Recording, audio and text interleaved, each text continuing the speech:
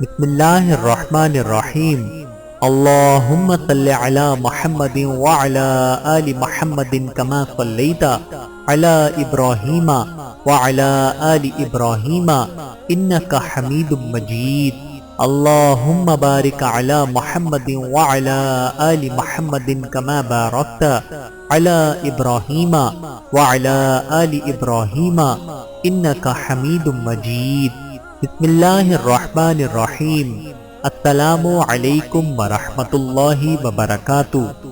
اسلامی حقوق و آداب، مسلمانوں کے حقوق۔ تمام مسلمان آپس میں بھائی بھائی اور ایک جسم کی مانند ہیں کہ اگر ایک عضو کو تکلیف پہنچ جائے تو پورا بدن درد و بخار سے تڑپ جاتا ہے۔ اسلامی اخوت کا رشتہ نسبی اخوت سے زیادہ قوی اور مستحکم ہوتا ہے، لہذا مندرجہ ذیل باتوں کا خیال رکھیں۔ نمبر 1، ملاقات کے وقت آگے بڑھ کر سلام کریں اور سلام کا جواب دیں۔ نمبر 2، خندہ پیشانی سے ملیں اور اچھے اخلاق کا مظاہرہ کریں۔ نمبر 3، دعوت قبول کریں۔ نمبر 4، اس کی خیر خواہی کریں اور ضرورت مند ہو تو اس کا تعاون اور مدد کریں۔ نمبر 5، اگر کسی معاملے میں قسم کھا لے تو اس کی قسم پوری کریں، بشرطے کہ اس میں کوئی ناجائز بات نہ ہو۔ نمبر 6، اس کو اپنے ہاتھ اور اپنی زبان سے محفوظ رکھیں۔ نمبر 7، اس کا تذکرہ ہمیشہ اچھائی کے ساتھ کریں۔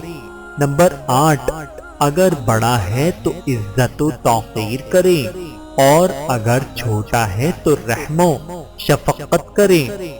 نمبر 9، چھینکے اور الحمدللہ کہے تو جواب میں یرحمک اللہ کہیں۔ نمبر 10، بیمار ہونے پر عیادت کریں اور شفا کی دعا کریں۔ نمبر 11، وفات ہونے پر جنازے میں شرکت کریں۔ نمبر 12، اس سے اللہ کے واسطے محبت کریں۔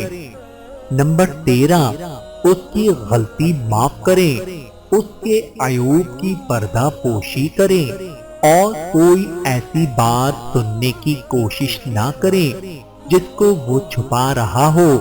نمبر 14، اس کے لیے بھی وہی پسند کریں جو خود اپنے لیے پسند کرتے ہیں۔ نمبر 15، اس کے لیے اور اس کی اولاد کے لیے دعائیں خیر کریں۔ نمبر 16، اس کے حالات دریافت کرتے رہیں اور ضرورت پر تعاون کریں۔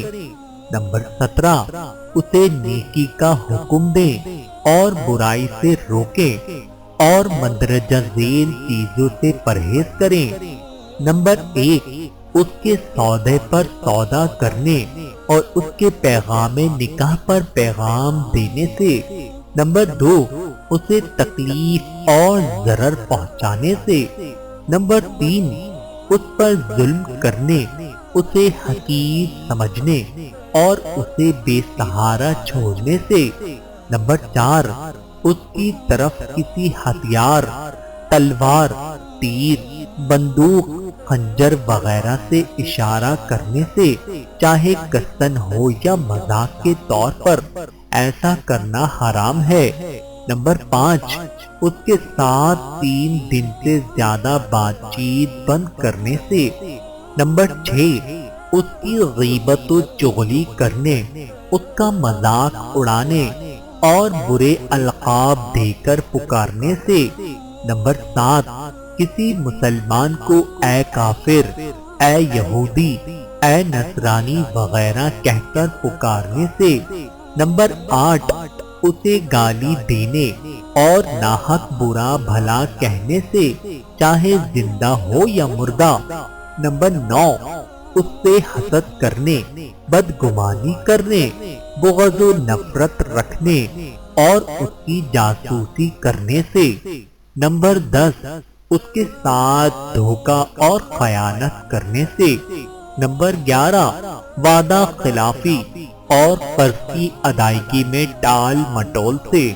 نمبر 12 لوگوں کے سامنے نصیحت کر کے شرمندہ کرنے سے۔